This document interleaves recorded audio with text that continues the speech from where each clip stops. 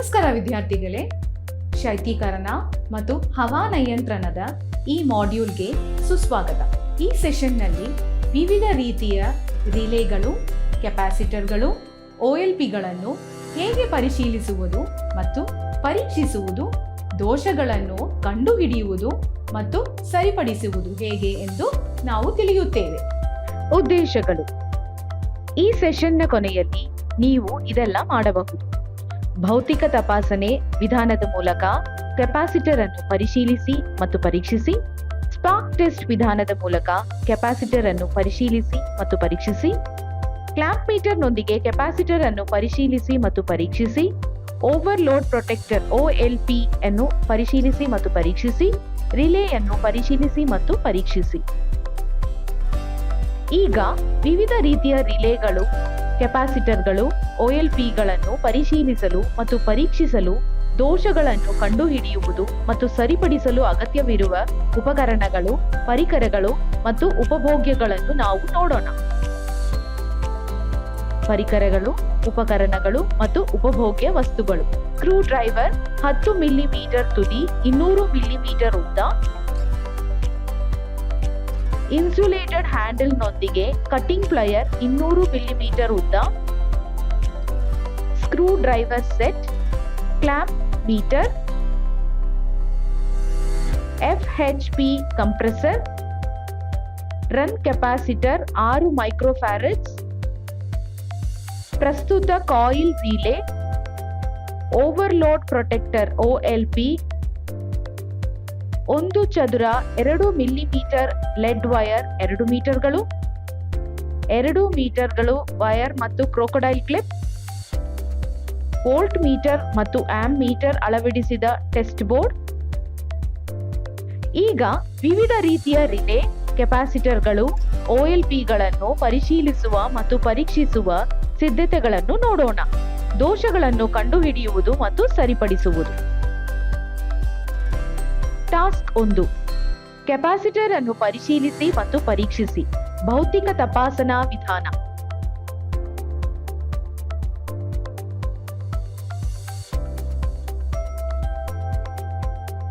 Task 2: run capacitor start ಪರೀಕ್ಷಾ ವಿಧಾನವನ್ನು ಪರಿಶೀಲಿಸಿ ಮತ್ತು ಪರೀಕ್ಷಿಸಿ.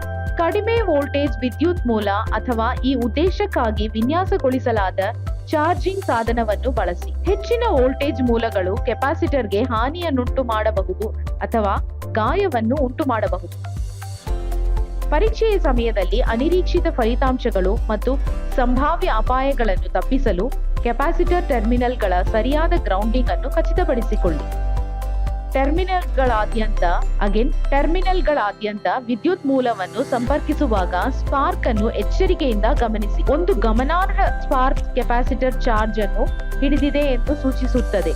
ಆದರೆ ಚಿಕ್ಕದಾದ ಅಥವಾ ಯಾವುದೇ ಸ್ಪಾರ್ಕ್ ಇಲ್ಲ ಎಂದರೆ ಅದು ಡಿಸ್ಚಾರ್ಜ್ ಆಗಿದೆ ಎಂದರ್ಥ. ಸ್ಪಾರ್ಕ್ ಪರೀಕ್ಷೆಯ ಸಮಯದಲ್ಲಿ ಟರ್ಮಿನಲ್ಗಳೊಂದಿಗೆ ನೇರ ಸಂಪರ್ಕವನ್ನು ತಪ್ಪಿಸಿ.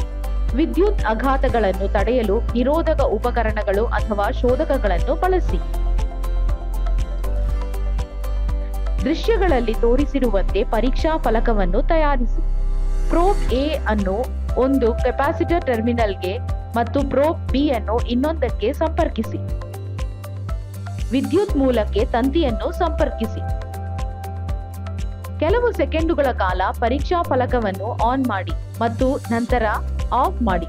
ಕೆಪಾಸಿಟರ್ ಟರ್ಮಿನಲ್ಗಳನ್ನು ಚಿಕ್ಕದಾಗಿಸಲು ಸ್ಕ್ರೂ ಡ್ರೈವರ್ನ ಪ್ಲಾಸ್ಟಿಕ್ ಹ್ಯಾಂಡಲ್ ಅನ್ನು ಹಿಡಿದುಕೊಳ್ಳಿ. ತೀವ್ರವಾದ ಸ್ಪಾರ್ಕ್ ಸಂಭವಿಸಿದಲ್ಲಿ ಇದು ಕೆಪಾಸಿಟರ್ ಗಣನೀಯ ಪ್ರಮಾಣದ ಚಾರ್ಜ್ ಅನ್ನು ಹೊಂದಿದೆ ಎಂಬ ಎಚ್ಚರಿಕೆಯ ಸಂಕೇತವಾಗಿದೆ. ವಿದ್ಯುತ್ ಆಘಾತ ಅಥವಾ ಗಾಯವನ್ನು ತಡೆಗಟ್ಟಲು ಅದನ್ನು ತೀವ್ರ ಎಚ್ಚರಿಕೆಯಿಂದ ನಿರ್ವಹಿಸಿ. ದುರ್ಬಲವಾದ ಅಥವಾ ಯಾವುದೇ ಸ್ಪಾರ್ಕ್ ಸಂಭವಿಸದಿದ್ದರೆ ಇದು ಅತ್ಯುತ್ತಮ ಫಲಿತಾಂಶವಾಗಿದೆ.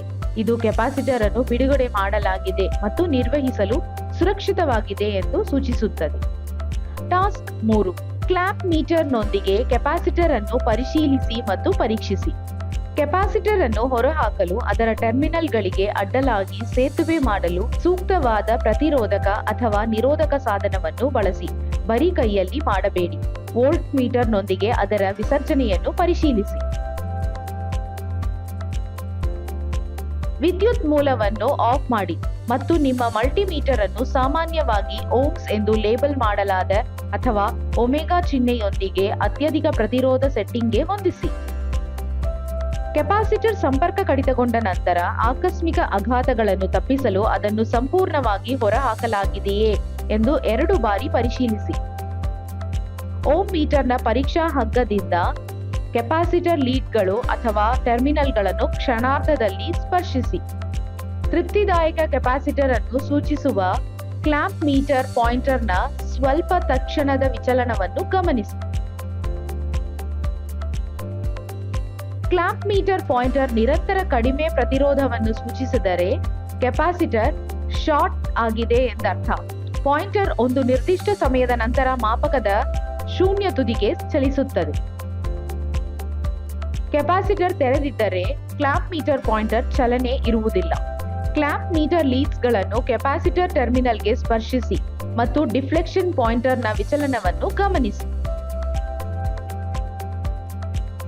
ಲೀಡ್ಗಳನ್ನು ಬದಲಾಯಿಸಿ ಮತ್ತು ಅವುಗಳನ್ನು ಮತ್ತೆ ಸ್ಪರ್ಶಿಸಿ. ಕೆಪಾಸಿಟರ್ ತೃಪ್ತಿಕರವಾಗಿದ್ದರೆ ಪಾಯಿಂಟರ್ನ ಡಿಫ್ಲೆಕ್ಷನ್ ಮೊದಲ ಪರಿಶೀಲನೆಗಿಂತ ಸುಮಾರು 2 ಪಟ್ಟು ಇರುತ್ತದೆ. ಕಾರ್ಯ 4. ಟೆಸ್ಟ್ ಲ್ಯಾಂಪ್ ಪ್ರೊಟೆಕ್ಟರ್ ಬಳಸಿ OLP ಪರಿಶೀಲಿಸಿ. ಓವರ್ಲೋಡ್ ಪ್ರೊಟೆಕ್ಟರ್ OLP ಅನ್ನು ಸಾಮಾನ್ಯವಾಗಿ ಸಂಕೋಚಕಕ್ಕೆ ಜೋಡಿಸಲಾಗುತ್ತದೆ ಮತ್ತು ಪ್ಲಾಸ್ಟಿಕ್ ಅಥವಾ ಲೋಹದ ವಸತಿಗಳಿಂದ ಮುಚ್ಚಬಹುದು. ಓವರ್ಲೋಡ್ ಪ್ರೊಟೆಕ್ಟರ್ ಅನ್ನು ತೆಗೆದುಕೊಳ್ಳಿ. OLP ಪರೀಕ್ಷಾ ಫಲಕದಲ್ಲಿ ಪರೀಕ್ಷಾ ದೀಪವನ್ನು ಪ್ಲಗ್ ಮಾಡಿ ಮತ್ತು ಅದನ್ನು ಆನ್ ಮಾಡಿ. ಒಂದು ಲೆಡ್ ಅನ್ನು ಓವರ್ಲೋಡ್ ಪ್ರೊಟೆಕ್ಟರ್ ಟರ್ಮಿನಲ್ 1ಕ್ಕೆ ಮತ್ತು ಇನ್ನೊಂದನ್ನು ಟರ್ಮಿನಲ್ 2ಕ್ಕೆ ಮತ್ತು 3ಕ್ಕೆ ಸ್ಪರ್ಶಿಸಿ.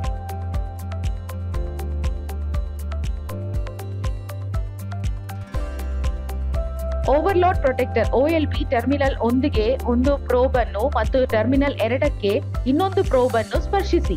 ಬಲ್ಬ್ ಹೊಳೆಯುತ್ತಿದ್ದರೆ ಓವರ್ಲೋಡ್ ಪ್ರೊಟೆಕ್ಟರ್ OLP ಒಳ್ಳೆಯದು. ಕ್ಲಾಂಪ್ ಮೀಟರ್ ನಾಬ್ ಅನ್ನು ಪ್ರತಿರೋಧಕ್ಕೆ ಹೊಂದಿಸಿ. ಓವರ್ಲೋಡ್ ಪ್ರೊಟೆಕ್ಟರ್ OLP ಟರ್ಮಿನಲ್ 1ಗೆ ಒಂದು ಪ್ರೋಬ್ ಅನ್ನು ಮತ್ತು ಟರ್ಮಿನಲ್ 2ಕ್ಕೆ ಇನ್ನೊಂದು ಪ್ರೋಬ್ ಅನ್ನು ಸ್ಪರ್ಶಿಸಿ. ಮೀಟರ್ ಸೂಚನೆಯನ್ನು ಗಮನಿಸಿ. ಪ್ರೋಬ್ ಅನ್ನು 2ರಿಂದ ತೆಗೆದುಕೊಂಡು ಅದನ್ನು 3ಕ್ಕೆ ಸ್ಪರ್ಶಿಸಿ. ಮೀಟರ್ ಸೂಚನೆಯನ್ನು ಗಮನಿಸಿ. ಕ್ಲಾಂಪ್ ಮೀಟರ್ ನಿರಂತರತೆಯನ್ನು ತೋರಿಸಿದರೆ ಓವರ್ಲೋಡ್ ಪ್ರೊಟೆಕ್ಟರ್ ಒಳ್ಳೆಯದು. ಕಾರ್ಯ 5. ಒಂದು ರಿಲೇಯನ್ನು ಪರಿಶೀಲಿಸಿ ಮತ್ತು ಪರೀಕ್ಷಿಸಿ. ರಿಲೇ ಪರಿಶೀಲಿಸಿ ಪರೀಕ್ಷಿಸುವುದು.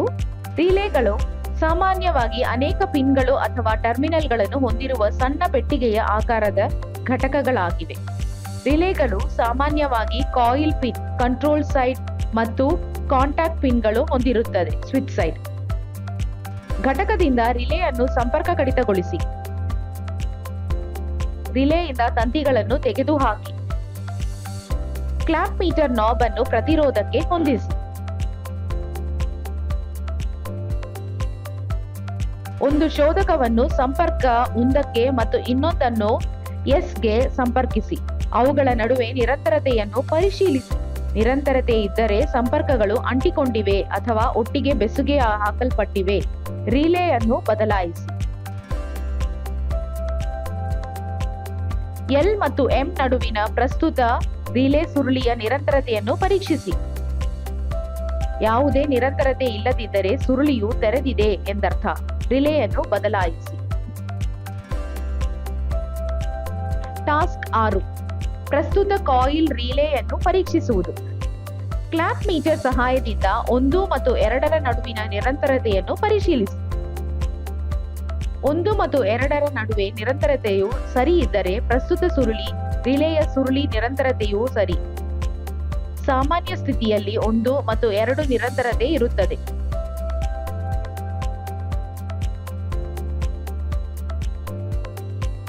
ಎರಡು ಮತ್ತು 3ರ ನಡುವಿನ ನಿರಂತರತೆಯನ್ನು ಪರಿಶೀಲಿಸಿ. ಸಾಮಾನ್ಯ ಸ್ಥಿತಿಯಲ್ಲಿ ಬಳಕೆಯಲ್ಲಿದ್ದಾಗ 2 ಮತ್ತು 3 ತೆರೆದಿರುತ್ತವೆ. 2 ಮತ್ತು 3ರ ನಡುವೆ ಯಾವುದೇ ನಿರಂತರತೆ ಇಲ್ಲದಿದ್ದರೆ ರಿಲೇ ಸರಿಯಾಗಿದೆ. ರಿಲೇಯನ್ನು ತಲೆ ಕೆಳಗಾಗಿ ಇರಿಸಿ. 2 ಮತ್ತು 3ರ ನಡುವಿನ ನಿರಂತರತೆಯನ್ನು ಪರಿಶೀಲಿಸಿ. ನಿರಂತರತೆ ಇದ್ದರೆ ರಿಲೇ ಸರಿಯಾಗಿದೆ. ಅದನ್ನು ಅದರ ಮೂಲ ಸ್ಥಾನಕ್ಕೆ ತನ್ನಿ. 2 ಮತ್ತು 3ರ ನಡುವಿನ ನಿರಂತರತೆಯನ್ನು ಪರಿಶೀಲಿಸಿ. ಯಾವುದೇ ನಿರಂತರತೆ ಇಲ್ಲದಿದ್ದರೆ ರಿಲೇ ಸರಿ ಎಂದು ಕಂಡುಬರುತ್ತದೆ. ಪ್ಲಂಜರ್ ಚಲನೆಯನ್ನು ಪರಿಶೀಲಿಸಿ ಮತ್ತು ಧ್ವನಿಯನ್ನು ಗಮನಿಸಿ. ರಿಲೇಯನ್ನು ತಲೆಕೆಳಗಾಗಿ ಇರಿಸಿ. ಪ್ಲಂಜರ್ ಮೇಲಕ್ಕೆ ಚಲಿಸುತ್ತದೆ ಮತ್ತು ನೀವು ಶಬ್ದವನ್ನು ಕೇಳಬಹುದು. ಅದನ್ನು ಸಾಮಾನ್ಯ ಸ್ಥಿತಿಗೆ ತನ್ನಿ. ಪ್ಲಂಜರ್ ಕೆಳಗಿಳಿಯುತ್ತದೆ ಮತ್ತು ನೀವು ಶಬ್ದವನ್ನು ಕೇಳಬಹುದು. ಯಾವುದೇ ಶಬ್ದವಿಲ್ಲದಿದ್ದರೆ ರಿಲೇ ದೋಷಪೂರಿತವಾಗಿದೆ ಮತ್ತು ರಿಲೇ ಪ್ಲಂಜರ್ ಕಾರ್ಯಾಚರಣೆಯು ಸರಿಯಾಗಿಲ್ಲ. ಟಾಸ್ಕ್ 7. ಸರಣಿ ಟೆಸ್ಟ್ ಲ್ಯಾಂಪ್ ಮೂಲಕ ವೋಲ್ಟೇಜ್ ರಿಲೇಯನ್ನು ಪರೀಕ್ಷಿಸುವುದು. ವೋಲ್ಟೇಜ್ ಅಥವಾ ಸಂಭಾವ್ಯ ರೀತಿಯ ರಿಲೇಗಳು NCC ಯನ್ನು ಹೊಂದಿರುತ್ತದೆ, ಅಂದರೆ ನಾರ್ಮಲಿ ಕ್ಲೋಸ್ಡ್ ಕಾಂಟ್ಯಾಕ್ಟ್ಸ್. ಸಾಮಾನ್ಯವಾಗಿ ಮುಚ್ಚಿದ ಸಂಪರ್ಕ ಬಿಂದುಗಳು NCC 1 ಮತ್ತು 2ರ ನಡುವೆ ರಿಲೇ ಒತ್ತಡ ಸುರುಳಿಯು 2 ಮತ್ತು 5ರ ನಡುವೆ ಇರುತ್ತದೆ. ರಿಲೇ ಪಾಯಿಂಟ್ 1 ಮತ್ತು 2 ಸಾಮಾನ್ಯವಾಗಿ ಮುಚ್ಚಿದ ಸಂಪರ್ಕ ಬಿಂದುಗಳಾಗಿವೆ. ಸಾಮಾನ್ಯವಾಗಿ ಸರಣಿ ದೀಪದ ಮೂಲಕ ಪರಿಶೀಲಿಸಿ. ದೀಪಗಳಿಗೆ ಸ್ಪಂದಿಸಿ.